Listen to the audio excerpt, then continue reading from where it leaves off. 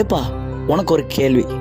புதிய ஏற்பாட்டில் பெண் தீர்க்கதரிசி அப்படின்னு ஒருத்தவங்க பேர் சொல்லப்பட்டிருக்குது. அவங்க யாரு? எனக்கு பதில் தெரியும்பா. ஆனால் நான் ஒரே ஒரு விஷயத்த சொல்லிட்டு பதில் சொல்கிறேன். என்ன அப்படின்னா, ஒரு குழந்தைகிட்ட 5 நிமிஷத்துக்கு மேலே பேசுனா அந்த குழந்தை அடுத்து என்ன பேசும்? தன்னுடைய விளையாட்டு பொருட்களை குறித்து பேச ஆரம்பிச்சிடும். இதே ஒரு வயது முதிர்ந்தவங்க இடத்துல ஒரு 5 நிமிஷத்துக்கு மேலே பேசணும் அப்படின்னா அவங்களுடைய கடந்த காலத்தை குறித்து பேச ஆரம்பிச்சிருவாங்க. அதுதான் அவங்க ஆழ் மனசில் உள்ளது. இதே மாதிரி ஒரு வாலிப பிள்ளைகிட்ட பேசணும் அப்படின்னா அவங்களுக்கு எது ரொம்ப பிடிச்ச விஷயமோ, அவங்க ஆழ் மனசில் என்ன பதிஞ்சிருக்கோ 5 நிமிஷம் கழித்து அதை பற்றி தான் பேசுவாங்க. நல்லா உழைக்கிற ஒரு ஆள்கிட்ட போய் பேசணுன்னா 5 நிமிஷம் கழித்து அவங்களுடைய வேலையை குறித்து அவங்க பேச ஆரம்பிச்சிருவாங்க.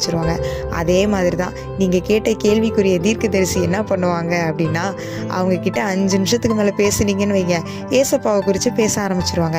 ஏன்னா வசனம் சொல்லப்பட்டிருக்கிறது, ஆண்டவராகிய இயேசு குழந்தையாக பிறந்து 8ஆம் நாளில் ஆலயத்துக்கு தூக்கிட்டு போகும்போது அவளும் அந்நேரத்திலே நின்று கர்த்தரை புகழ்ந்து எருசலேமிலே மீட்புண்டாக காத்திருந்த யாவருக்கும் அவரை குறித்து பேசினாள் என்று சொல்லப்பட்டிருக்கிறது. வேற யாரும் இல்லைங்க, புதிய ஏற்பாட்டு அன்னாள் என்ற தீர்க்கதரிசி. அப்போ இன்னைக்கும் நம்ம யாரை குறித்து பேசுகிறோம், எதை குறித்து பேசுகிறோம்? மற்றவங்களை குறித்து பேசிக்கிட்டே இருந்தோம் அப்படின்னா நம்முடைய வாழ்க்கையை இழந்து போயிடுவோம்.